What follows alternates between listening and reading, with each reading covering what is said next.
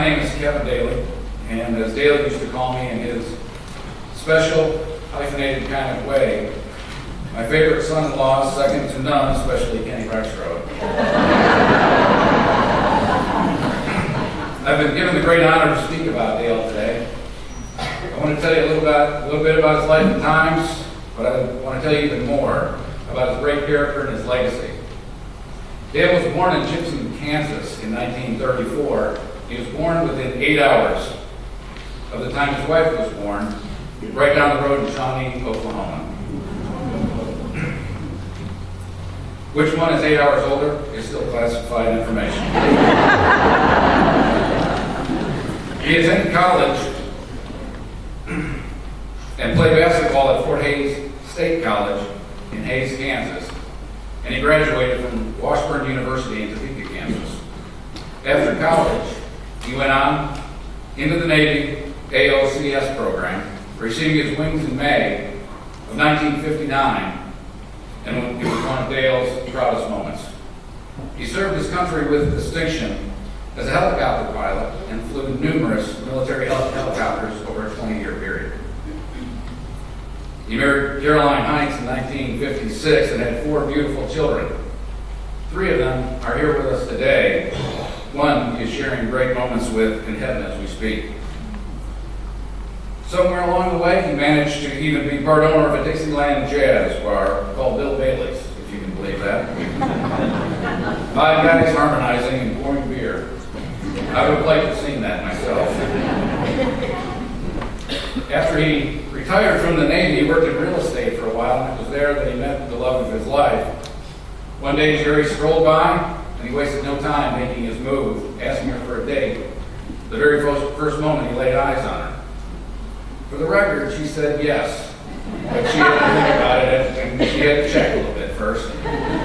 I guess you could say that this was Dale's first and only 24-hour escrow period in his real estate career.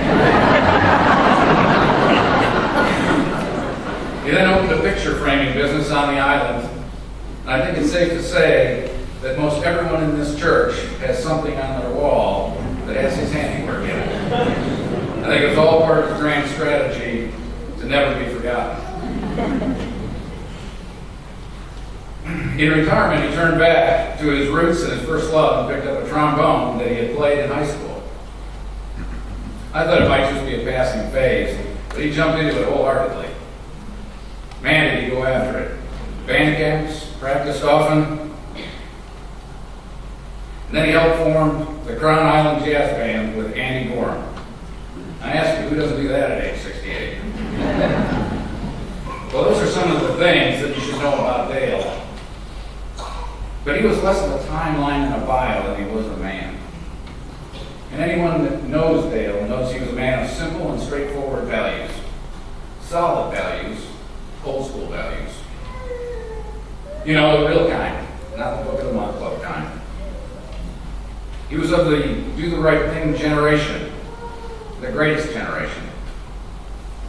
And he was of that generation not by his birthday, but by his character, by the way he did things. His friends were guys like Jerry Cox, Jack Miller, Bill Baer, Marshall Saunders, Ron Adams, Tom Mitchell, Tom Warner, Norm Lord, and the Morning Coffee Crew, just to name a few.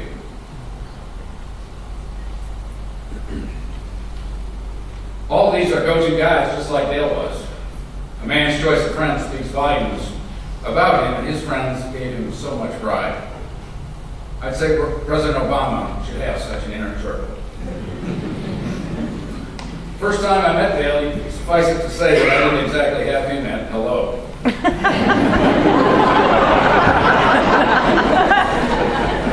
He looked me up and down, he grunted something, and turned and headed back into the garage. So I stood on the driveway, shell-shocked.